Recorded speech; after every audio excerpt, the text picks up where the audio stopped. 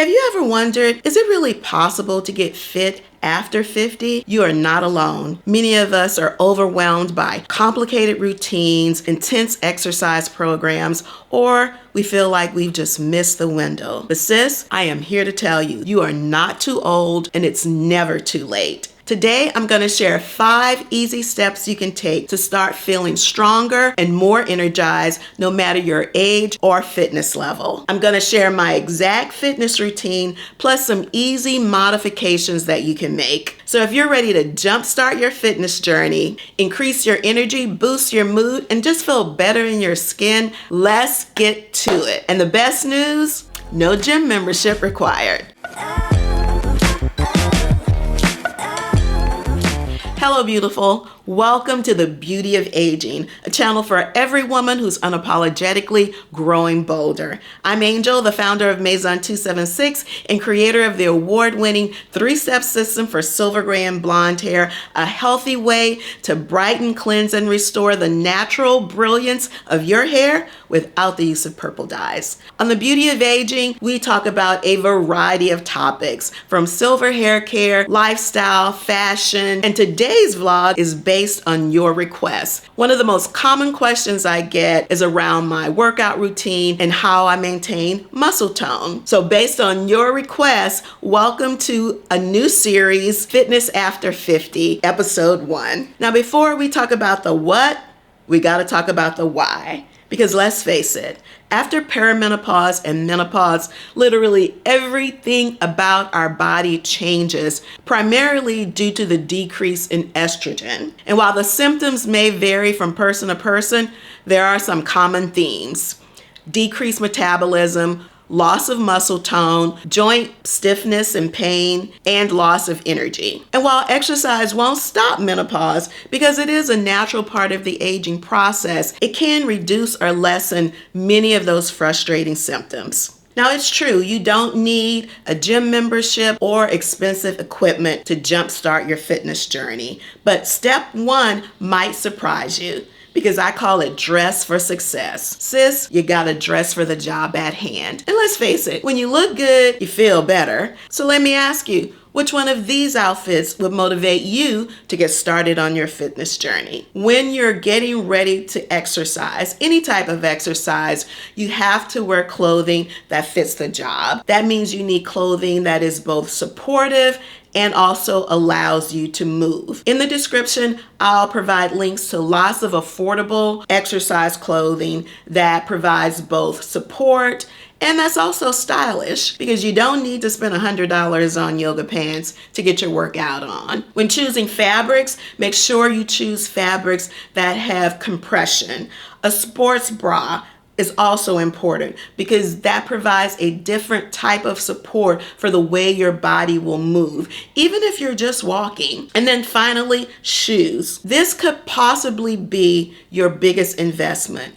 Do not skimp, because the type of shoe that you purchase to walk around the house or even to run a quick errand may not be the proper type of shoe for exercising. You need a lot of support. My typical advice is to invest in a high quality running shoe, because even if you're not running, that shoe is going to provide cushioning and support that's not only beneficial for your feet, but your ankles, your knees, your hips, and even your back. Because we all know a bad shoe will make your whole body hurt. So let's run a quick errand and take a look at some highly recommended performance shoes, many of which I have worn over the course of my own fitness journey. So okay, let's go on a little quick shoe shopping field trip. Okay, y'all, we're on our shoe shopping expedition. You know, my kids are grown. I completely forgot about the fact that it's back to school season. This store is so crowded. And y'all know I do all my shopping online, but I love y'all, so we going in here and look at these shoes.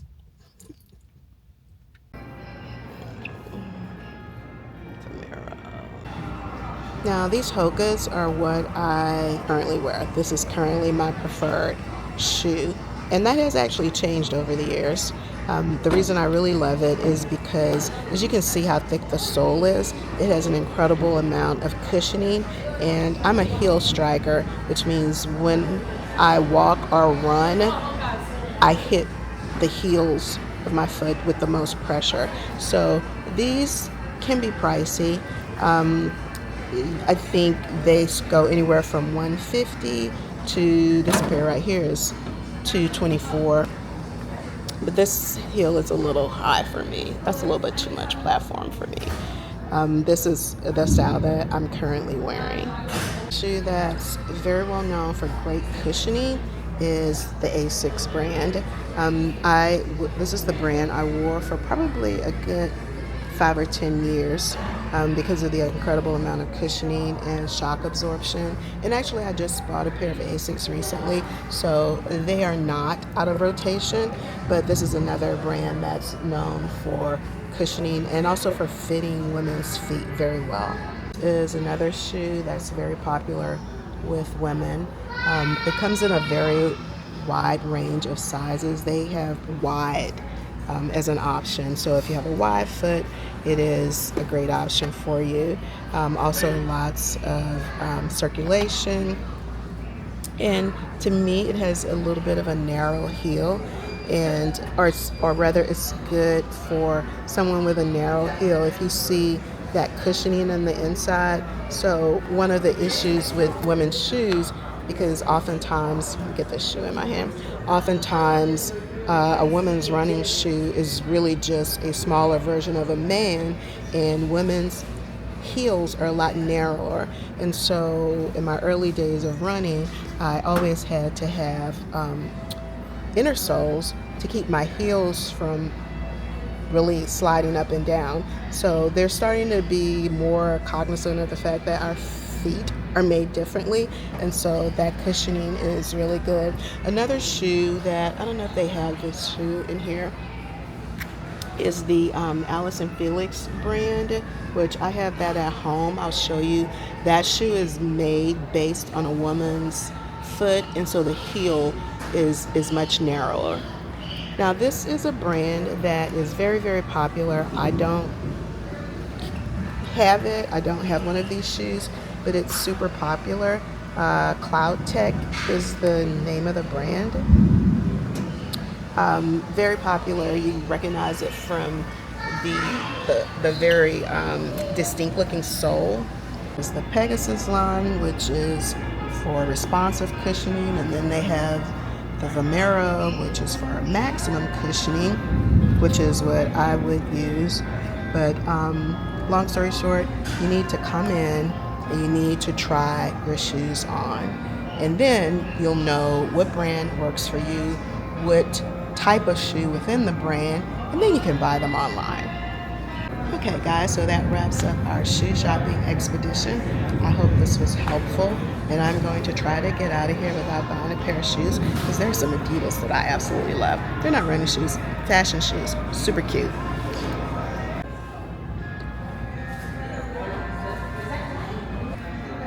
Okay, y'all, we're back from our shoe shopping field trip. I really hope you found that information helpful. Now on to step 2, prioritize large muscle movement. And when I say large muscles, I'm talking about our thighs, which are our quads, the back of our thighs, which are our hamstrings, and then our glutes, which is our butt. These are powerhouse muscles, and working them keeps our body strong. It's not the only muscles we should work, but we do have to prioritize large muscle movement. Now, the easiest way to do that is simply to walk. I always say outside is free. We've already talked about investing in a good performance shoe, which is certainly needed if you're going to be walking on cement, walking in your neighborhood, your local park, your local school. Walking works all of those major muscle groups. However, there's also cycling. Pickleball has become extremely popular. Of course, tennis and even golf, even if you're using a cart, which most people do, just the walking up to the ball, walking from one part of the green or the fairway to another. All of that is a way to exercise your large muscle group. Now, it's very important to monitor your large muscle workout. And the easiest way to do that is with your phone. Hey, y'all.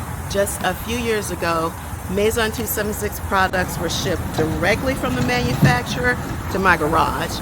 And then from my garage to the dining room table where they were lovingly prepared and shipped to you.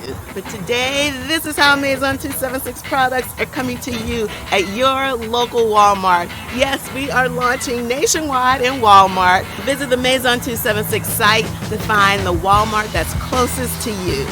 And you never know, I may be waiting for you in the aisles when you get there.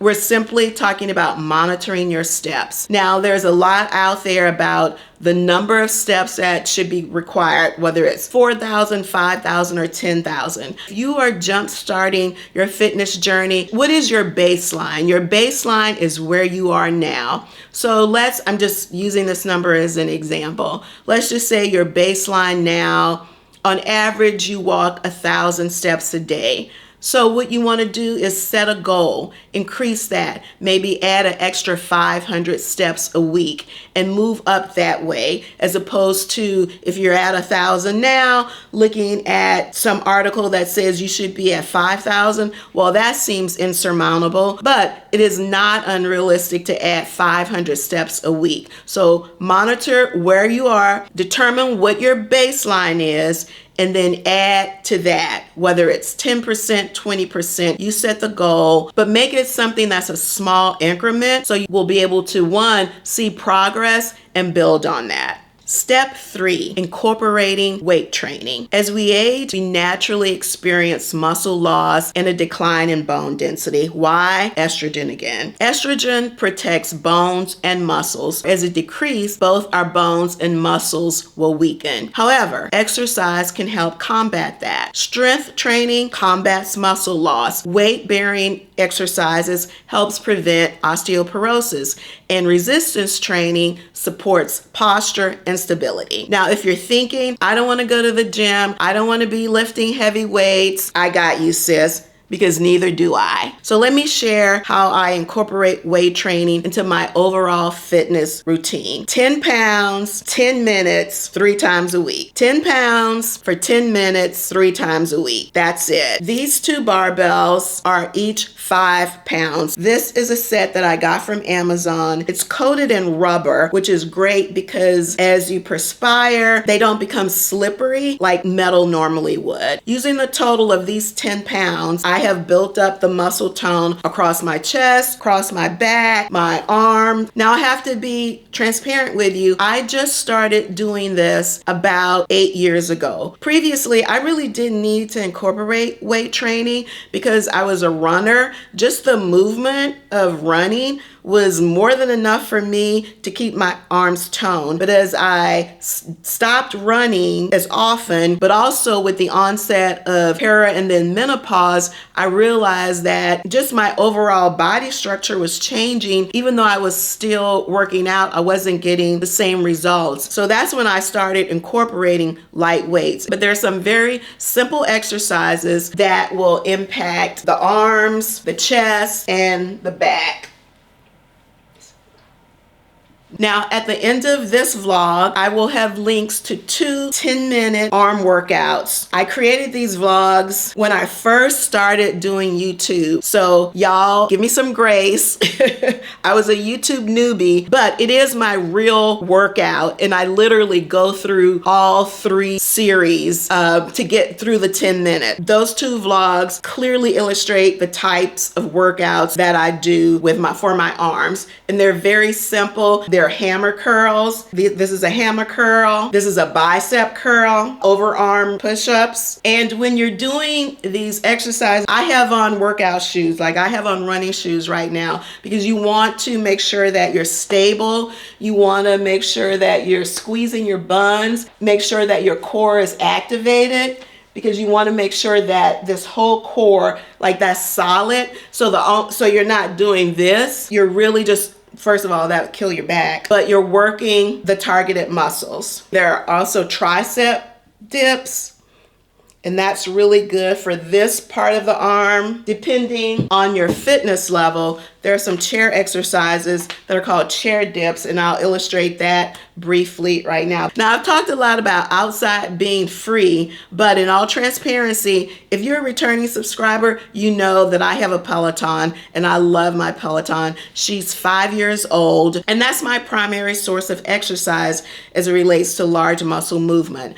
I used to be an avid runner, but now I only run maybe once a week, maybe once every 7 days, whereas running now is more of a supplemental form of cardio. Now, I want to point out there's another budget-friendly option for indoor exercise equipment, and that is a treadmill. Treadmills have become extremely affordable now. There are a lot of highly rated 4+ star treadmills on Amazon that are less than $300, and I will link those down in the description. Now, I want you to think about this. $300 for a treadmill, and the great thing about these is that you can fold them down and slide them either under the bed or under a sofa, so they don't have to live as a permanent piece of furniture like this Peloton does. So lightweight, easy to fold up or down and hide away. But at $300, if you divide that by 12, that's $25 a month. I don't think there's a gym membership you can get for $25.